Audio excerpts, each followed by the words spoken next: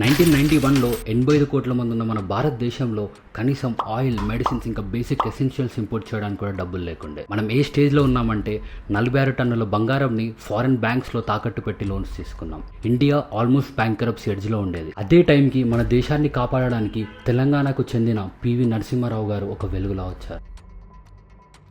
1990స్లో Gulf war వల్ల oil prices స్కైరాకెట్ అయ్యాయి. మన ట్రేడింగ్ పార్ట్నర్ అయిన సోవియట్ యూనియన్ కంప్లీట్గా కొలాప్స్ అయింది. మనం మనీ బారోయింగ్ చాలా చేసేవాళ్ళం. ఆ హెవీ బారోయింగ్స్ వల్ల మన ఎకానమీ కంప్లీట్గా కొలాప్స్ అయింది. ఈ క్రైసిస్ టైంలోనే పివి నరసింహారావు గారు యాక్సిడెంటల్ పిఎం అయ్యారు. ఎస్, రాహుల్ గాంధీ అసోసియేషన్ తర్వాత ఎప్పుడు కూడా పెద్ద స్పీచెస్ ఇవని, ఎక్కువగా ర్యాలీస్ చేయని పివి నరసింహారావు గారు పిఎం అయ్యేసరికి అందరూ యాక్సిడెంటల్ పిఎం అన్నారు. కానీ మన యాక్సిడెంటల్ పిఎం అయిన పివి నరసింహారావు గారి విజన్ మరియు డిసిషన్స్ ఎప్పుడు కూడా టాప్ నాచ్లో ఉండేవి. పివి నరసింహారావు గారు చేసిన ఫస్ట్ గోల్డెన్ మూవ్ ఎకనామిస్ట్ అయిన మన్మోహన్ సింగ్ గారిని ఫైనాన్షియల్ మినిస్టర్గా అనౌన్స్ చేయడం. జూలై 1991లో పివి నరసింహారావు గారు ఇంకా మన్మోహన్ సింగ్ గారు ఎన్నో హిస్టారిక్ రిఫార్మ్స్ తీసుకొచ్చారు. దాంట్లో ఫస్ట్ది ఎండింగ్ లైసెన్స్ రాజ్. ఒకప్పుడు మనం చిన్న బిజినెస్ స్టార్ట్ చేయాలన్నా కూడా ఎన్నో పేపర్ వర్క్స్ మరియు డాక్యుమెంటేషన్ ప్రాసెస్ ఉండేది. దానితో పాటు ఎల్ఎస్ గవర్నమెంట్స్ అప్రూవల్స్ కావాల్సి వచ్చేది. దానివల్ల ఒక చిన్న బిజినెస్ స్టార్ట్ చేద్దామన్నా కూడా ఎన్నో ఇయర్స్ టైం తీసుకునేది. సో ఇయర్ 1991లో ఈ లైసెన్స్ రాజ్ని కంప్లీట్ గా ఎండ్ చేశారు పివి నరసింహారావు గారు. దీనివల్ల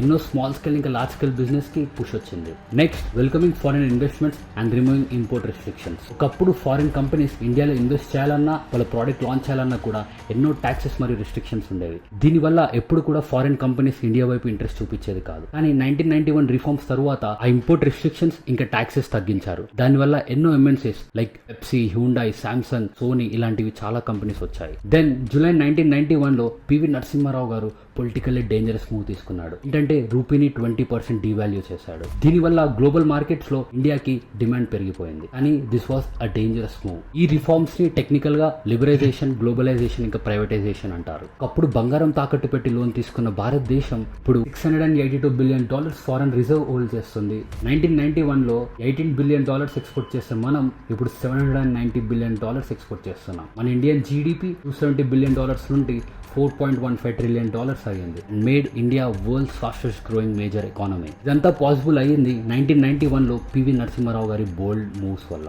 హ్యూజ్ రెస్పెక్ట్.